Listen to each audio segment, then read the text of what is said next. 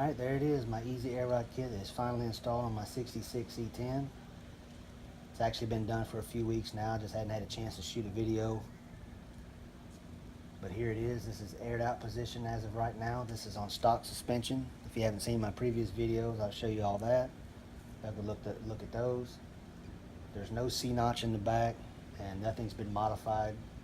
So this is as low as it goes. I do have a set of control arms that I'm having cupped 2 inches. And those control arms came off my 70 C10. They're actually done, I just need to go pick them up. And then when I get those, I'm going to rebuild the whole front steering, and it's just, you know, the ball joints and the control arm shafts, and even the rear. I'm going to replace the trailing arm bushings and get a new adjustable panhard bar, so everything will be new. But I've driven it quite a few. I have driven it quite a bit now, and it rides incredibly nice. Compared to the way it did before. I mean, it rode okay before, but now it's 10 times better. So I'll go ahead and show y'all ride height, and then I'll air it all the way up. And keep in mind, this is a 1/4 inch airline system, so especially going back down, it's a little on the slow side. So if you're planning on doing air ride, just keep that in mind. If you want it to go faster up and down, then you'll have to upgrade to like 3/8 or something. All right, let me show y'all ride height and air it all the way up.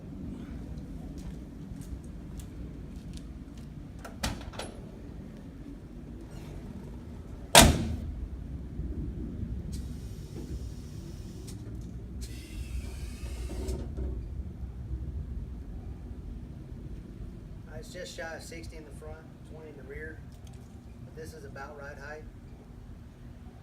Sometimes I make minor adjustments as I drive, but this is pretty much it. And I'll go ahead and show y'all air it all the way up.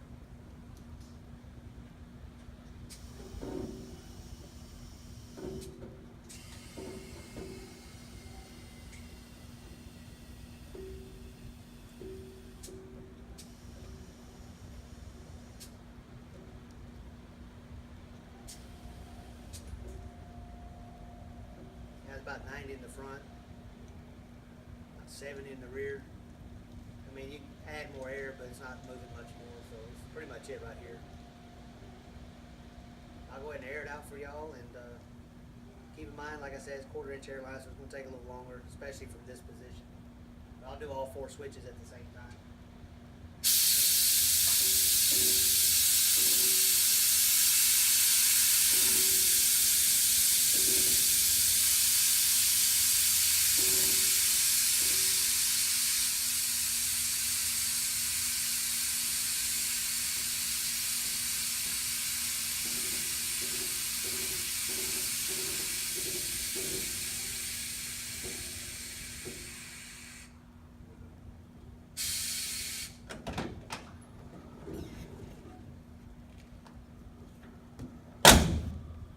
Tell the back needs all that stuff in the back, and the bushings and stuff on the panhard bar are worn out, making noise.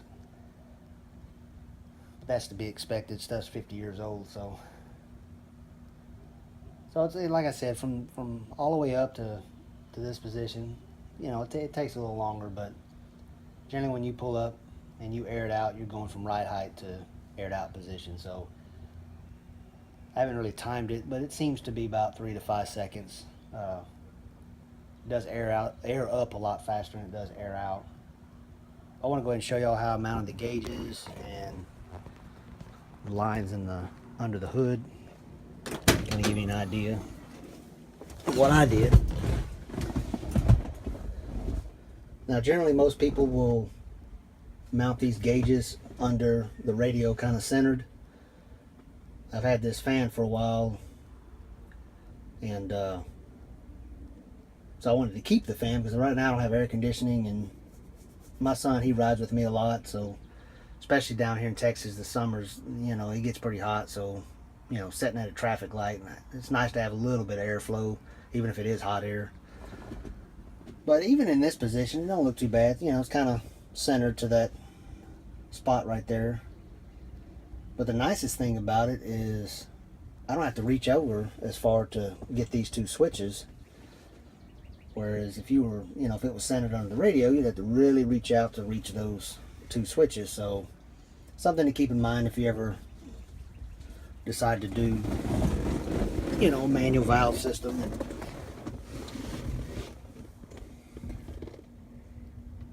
Just something to keep in mind. But here's all the mounting in the back. Final installation here. Not too exciting, just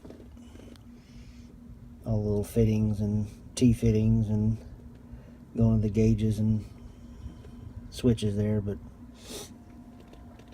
kind of going up and over here on the behind the heater hose there. So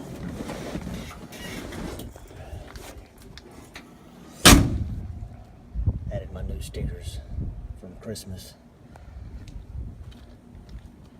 Alright, let's open this hood and I'll show you what I did.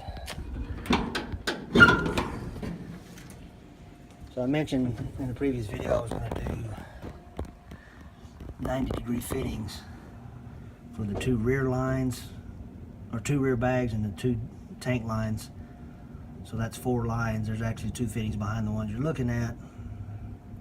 It's kind of hard to get in that angle without the heater box being in the way, but at any rate, of course, I need to kind of clean all this up. I haven't had a chance. I've been too busy driving it.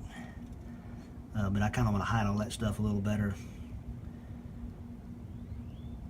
Did I need to do this? No. It's just I kind of wanted a smoother transition going into the firewall. I thought I'd give this a shot. If I get tired of looking at it, or if I don't like it, I can always, I have to change all the line, but I'll have to, you know, just, you know, deal with that. But here's the passenger front line. It's going through where the windshield washer hoses were. None of that stuff worked, and those hoses were dry rotted, so I just pulled all that out. And when I rebuild the front, I'm going to relocate the driver's side line. But for now, it's in this spot, kind of zip tied to that wiring harness there. But I used that hole in the firewall. It was already there. I didn't drill it. Same thing with that hole in the frame. But I am gonna, when I redo it, I'm gonna take that line and route it through the cross member because it's hollow, and come out this side. And then once I do that, I changed the way I routed the lines under here. I had them inside the frame, but it was still, for me, it was just too close to the exhaust. And I didn't want to melt the plastic line, so I routed them out here. These 2 holes were already in the frame. And I had 2 grommets. It worked out perfect, so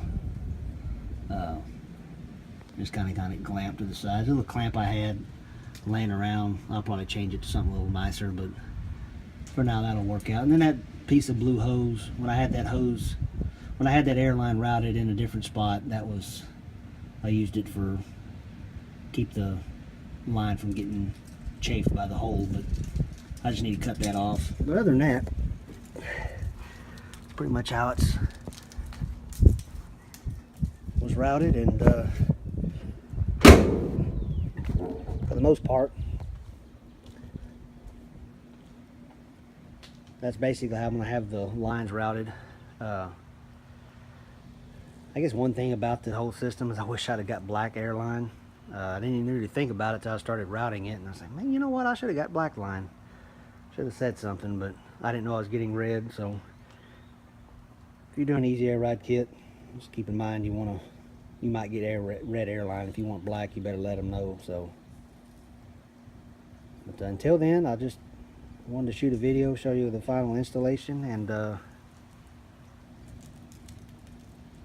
here in a month or so, I'll shoot another video, or maybe 2 videos, and I'll show you all those control arms, and obviously everything will be all nice and clean and painted, so it'll look a lot better. But till then, guys, thanks for watching.